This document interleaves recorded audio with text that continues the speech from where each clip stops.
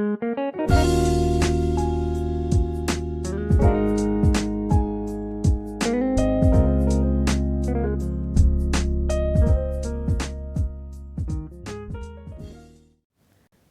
everyone.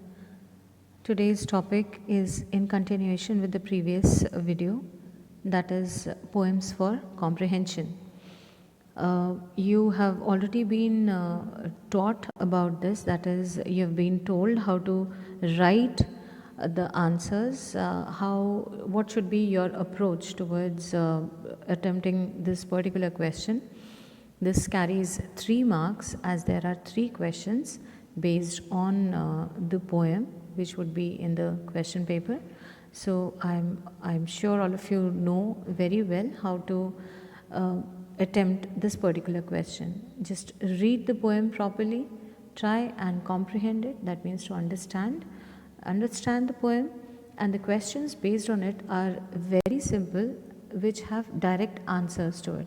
So you just need to read, understand, and then focus on the questions, and you will directly get the answers from the lines there. And as you know, the answers should be very precise, and not unnecessary sentences to be written as answers. Okay, so proceeding further, there are further examples here just to give you a practice of how to attempt this question. So this is Prayer of a Black Boy by Guy Tyrolin. It says, Lord, I am so tired I entered this world, far have I wandered since the cock crew, and the road to school is steep. It speaks about a black boy who prays to the Lord, who prays to God, saying that he is tired, and he's tired because he entered this world, and he says that he has wandered since the time the cock crew, that means early in the morning, since morning, and the road to school is steep. He finds the road pretty difficult. So this is what the lines speak about. Now here comes the question. The first one says, who is the speaker addressing? So the answer is Lord. The time of the day, since the cock crew, suggests early morning. Okay.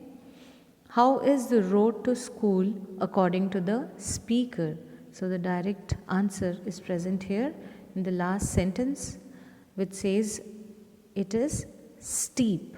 So this is the first example. Direct answers, a little bit of understanding, and you're sorted. Let us look at the next example. Same poem, Prayer of a Black Boy. The text is, barefoot I want to tread the red hot paths that boil in midday's sun, and then lie down to sleep beneath a mango tree. So the boy says that he wants to walk on these red hot paths which boil in the midday's sun. When the sun is overhead, the roads seem to be boiling, and then he wants to sleep under a mango tree. So the questions based on this are, the first one, how does the speaker want to tread the red hot paths? So he wants to tread the red hot paths. The answer should be barefoot. What boil in midday's sun? The red hot paths. Where does the speaker want to lie down? So the speaker wants to lie down beneath a mango tree. Let the answer be direct, beneath a mango tree. Okay. Next one, Playthings by Rabindranath Tagore. Now the text is, Child, how happy you are sitting in the dust, playing with a broken twig all the morning. I smile at your play with that little bit of a broken twig. I am busy with my accounts, adding up figures by the hour. So here the poet seems to be speaking to a child and comparing his life with that of a child's, saying that how happy you are sitting in the dust, playing with a broken twig. Twig is that little stick which falls from the branches of the tree, a little piece of wood, thin and slender. So he says the child is happy just playing with a broken twig all the morning. He's just been doing that. And when the poet looks at the child, he feels happy. He smiles at the child that what a play it is with just a broken twig, and the child is happy as well. When he looks at himself, he says that he is busy with his accounts, adding up figures by the hour. His life is so different from that of a carefree child's, and his life is all about accounts and money and things like that, where all these simple things of life no more exist. The innocence is gone somewhere. So that is what the poem means here. Where is the child sitting? In the dust. What is the child playing with? With a broken twig. What is the speaker busy with? With his accounts. So this was the third example.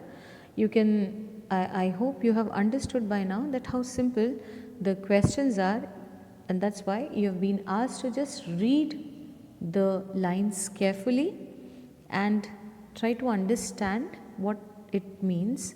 Just get an idea of that and you have direct answers there. Let us practice a little more. Playthings Again by Rabindranath Tagore. Yes. Child, I have forgotten the art of being absorbed in sticks and mud pies. I seek out costly playthings and gather lumps of gold and silver. With whatever you find, you create your glad games. The poet says that he has forgotten that art of being absorbed in sticks and mud pies. That childhood is a far off thing now. He has our bygone days, right? So he is an adult now. He has responsibilities. So all that innocent art of being absorbed with mud pies and things like sticks and all, he has forgotten all that. And now he seeks out these costly playthings, collecting gold and silver. Lumps of gold and silver is what he wants to say. And with whatever you find, you create your glad games. And he tells the child, but you are so different. Whatever you get, whatever you can lay your hands on, you just pick them up and you start playing. You create your beautiful games that makes you feel so happy all the time. So he's just talking about that. The questions are, what has the speaker forgotten? The art of being absorbed in sticks and mud pies. What wealth does the speaker gather? Lumps of gold and silver. Who does you in the last line refer to? You in the last line refers to the child. So he's talking about the child who gathers the glad games, creates glad games by gathering anything that he can come across. So who does you in the last line refer to? The child is the answer. Okay. The last one is The Indian Upon God by W.B. Yeats. He says, I passed along the water's edge below the humid trees. My spirit rocked in evening light the rushes round my knees. My spirit rocked in sleep and sighs and saw the moorfowl pace. So he's talking about that time when he passed along the water's edge below the humid trees. His spirit rocked in evening light the rushes round my knees. So when he was walking along the water and it probably reached his knees at times, he felt his spirit rocking in that evening light. And then he also felt when he saw the moorfowl pace, moorfowl is a bird, walk, he felt his spirits rocked in sleep and sighs. He was even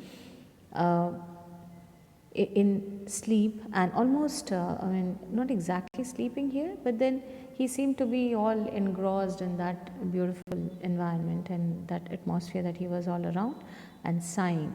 So he seems to be completely in a leisurely mood.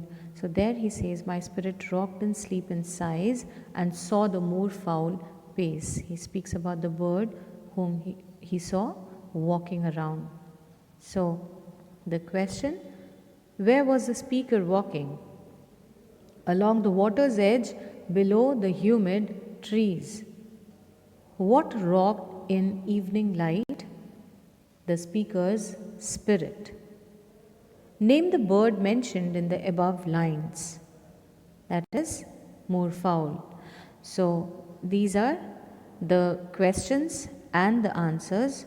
You need to understand the text, okay? Just understand the text properly and the questions would be very clear to you. You will get the answers easily. So 3 marks when we talk about are no less, right? So you cannot afford losing them. So these are, just keeping in mind these simple things, you can very well attempt the question and get full marks for this one. Okay, so that's about it. We are done with this session today. Hope you have a good day. Thank you.